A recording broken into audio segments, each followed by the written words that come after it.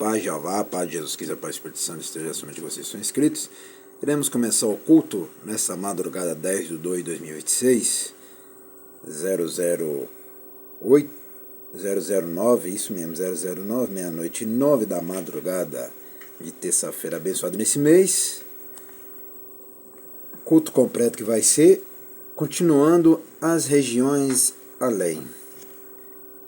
O sonho alexandrino de um só mundo, o oikumene, toma forma, seus sucessores seguiram. Sua política de helenização e gradualmente a língua, a cultura e os ideais gregos foram aprofundado raiz. Os povos do Oriente podiam manter suas próprias línguas, costumes e leis. Ademais, podiam adorar os deuses e deusas de seus ancestrais. Mas entre as classes instruídas, gradualmente foram destilados a língua e o pensar grego, para permear o pensamento de todos. A revel da lei Dicionário P43-44 resume assim a influência de Alexandre. Por meio de suas conquistas, Alexandre disseminou, enraizou firmemente a cultura, a língua grega por todo o mundo oriental. A cidade helenizada atraíram grandes comunidades judaicas. Com o passar do tempo, a população judaica no Egito chegou a 1 milhão de habitantes e outros 2 ou 3 milhões nas regiões de fala grega, como a Síria, a Ásia Menor, Líbia, Grécia e Roma. Os membros judaicos dessas comunidades foram afetados pelo pensamento e valores gregos, e muitos perderam a capacidade de falar a própria língua, materno ou aramaico. A necessidade de toda essa gente de uma versão grega do Antigo Testamento levou Ptolomeu II da Filadélfia, 245 a.C., a patrocinar a tradução conhecida como Septuaginta. Com essa iniciativa, o Antigo Testamento foi disponibilizado não somente aos judeus, mas também à população em geral. Muitos judeus helenistas que adotaram aspectos da cultura grega chegaram a tentar demonstrar que o poder de imaginação dos filósofos gregos tinha como fonte as escrituras judaicas. A disponibilidade do Antigo Testamento na língua grega e os esforços dos apologistas judaicos causaram impacto. Um judeu helenista de nome Filo, 20 a.C., 40 d.C., regozijou-se porque a lei mosaica atraía e conquistava a atenção de todos. Bárbaros gregos habitantes do continente, de nações orientais e ocidentais da Europa, a Ásia, de todo o mundo habitado. O fato se reveste de notável importância se considerarmos que o livro de Atos revela que a maior parte das igrejas fundadas por Paulo tinha um núcleo formado não de crentes judeus, mas de gentios atraídos para a sinagoga e para a pureza da fé do Antigo Testamento. Assim, a helenização alexandrina preparou o mundo oriental de duas maneiras para receber a mensagem cristã. 1. Estabeleceu o grego como a língua comum segundo a qual o evangelho podia ser pregado e proclamado no exterior. E 2. Por intermédio das atividades dos judeus helenistas, os gentios foram atraídos para a perspectiva divina do Antigo Testamento. Assim estavam preparados para se transformar no núcleo central dos crentes nas igrejas locais espalhados por toda a parte. Um mundo e seu governo. Embora os vínculos moldados de uma cultura comum devam ter ultrapassado os limites de seus sonhos, Alexandre não estava em condições de unir politicamente a oikumene.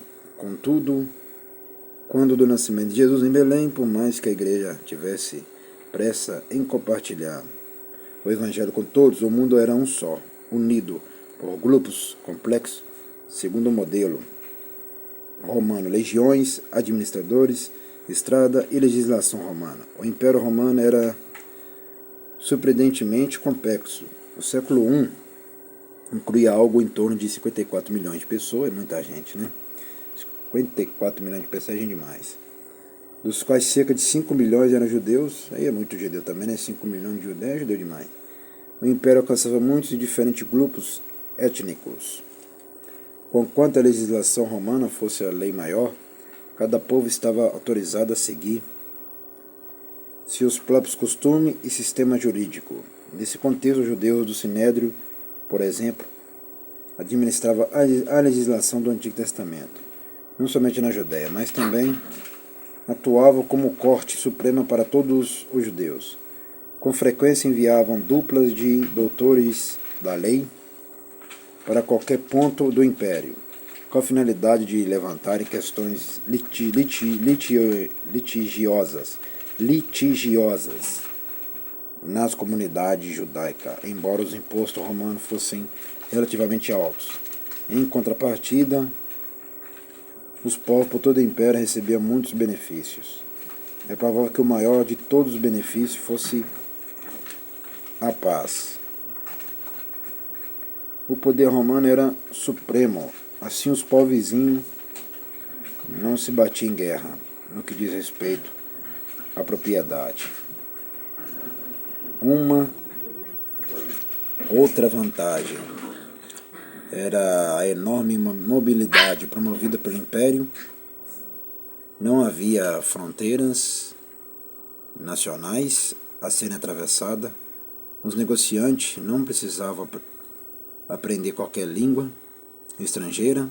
Uma rede de estrada construída para que as legiões romanas pudessem se deslocar prontamente permitia trânsito rápido de pessoas, mercadorias e comunicação. Grandes barcas mercantes transportavam velozmente suas cargas pela bacia mediterrânea, indo até as ilhas britânicas. Segundo o dicionário da Lei Revel P. 870, o Império, a proporcionar uma língua comum a uma variedade de povos da Europa e do Mediterrâneo, permitia a livre movimentação de pessoas e ideias. Elementos essenciais à propagação do cristianismo, os cristãos pregavam, escreviam em grego, a língua entendida por quase todo mundo. Os missionários atravessavam livremente as fronteiras que mais tarde, com o amadurecimento do nacionalismo, acabariam por bloquear suas passagens. Por toda parte, os cristãos encontravam uma fome espiritual não saciada na época pelas filosofias, religiões, superstições e crenças em feitiçaria.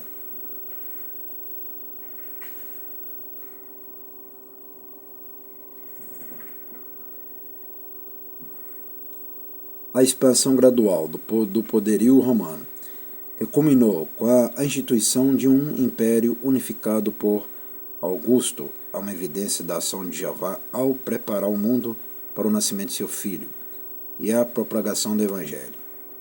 A história da estratégia de Jeová na preparação política do mundo do século I para o nascimento de Cristo é fascinante.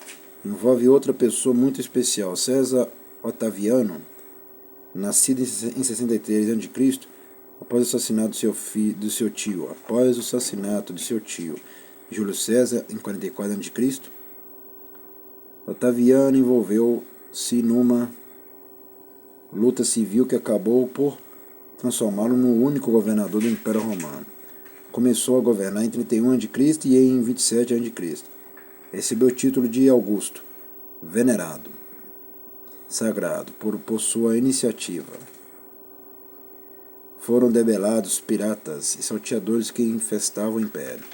Sua política sábia de mínima interferência nos interesses locais reduziu o sentimento nacionalista e criaram um clima favorável à prosperidade que marcou sua era. Uma inscrição por ocasião de seu aniversário natalício no ano 7 d.C. o homenageava. Augusto, ao sintetizar a atitude do agradecimento da população do Império, tudo estava se deteriorando, se convertendo em desgraça, mas graças à sua intervenção reparos foram feitos, o que proporcionou outra aparência ao mundo como um todo. Ilustração: as estradas romanas eram construídas para durar. Primeiramente era aplicada uma fundação com grandes pedras, seguidas por uma distribuição de pedras menores unidas com a argamassa de cal.